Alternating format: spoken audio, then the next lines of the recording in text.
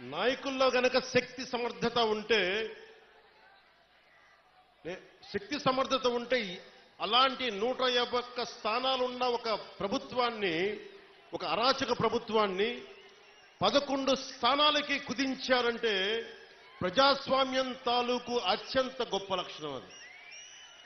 అది మీరు పాల్గొనుంటేనే విదేశాల నుంచి, పక్క రాష్ట్రాల నుంచి రైళ్లు, బస్సులు, ఎక్కడో హైదరాబాద్ నుంచి, బెంగళూరు నుంచి, పిఠాపురం కూడా ఓట్లు మార్పించుకునే వ్యక్తులు ఉన్నారు.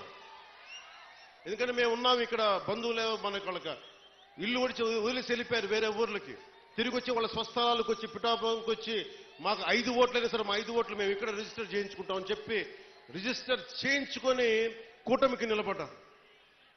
అసలు ఈ అఖండ మెజారిటీలు మన స్పీకర్ మన అయ్యన పాత్రుడు గారు మాట్లాడుతూ ఎన్టీ రామారావు గారు పార్టీ పెట్టిన సమయంలో కూడా గెలిచాం, కానీ ఇంత మెజారిటీలు మేము ఎప్పుడూ చూడలేదు.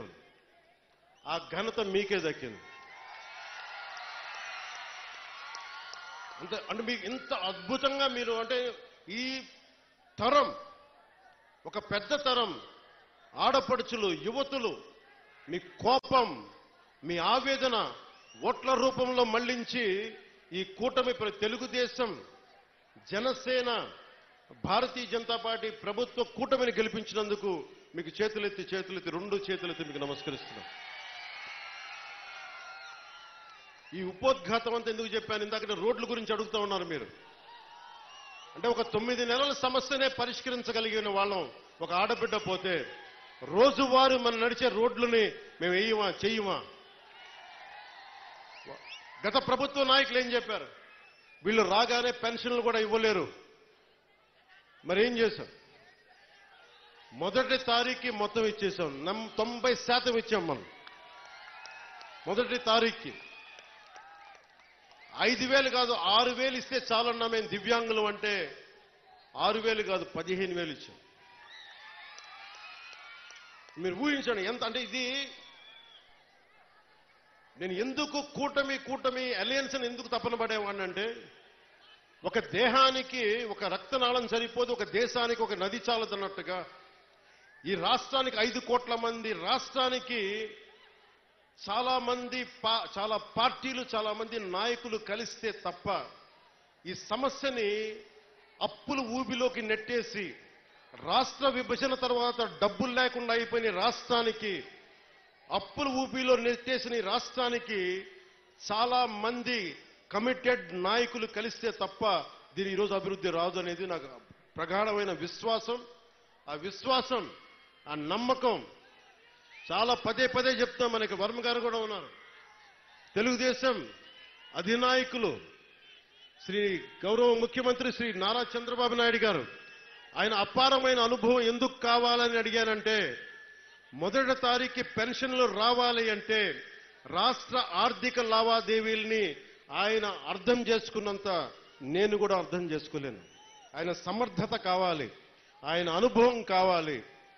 ఆయన్ని మేమందరం కలిపి వచ్చినందుకే ఆయన అనుభవమే ఈ రోజున మొదటి తారీఖు నేను గెలిపించగలిగాను, అందరినీ ముందుకు తీసుకురాగలిగా. అడ్మినిస్ట్రేటివ్ ఎక్స్పీరియన్స్ గౌరవ ముఖ్యమంత్రి శ్రీ నారా చంద్రబాబు నాయుడు గారికి ఉండటం, ఆయన దక్షత.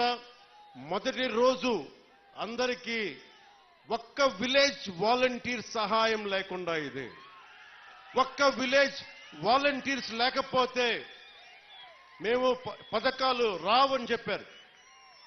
మొత్తం ప్రభుత్వ శాఖనే వాడారు, అందరూ గ్రామ సచివాలయాలనే వాడారు. ఒక్కొక్క సచివాలయం నుంచి 10 మంది.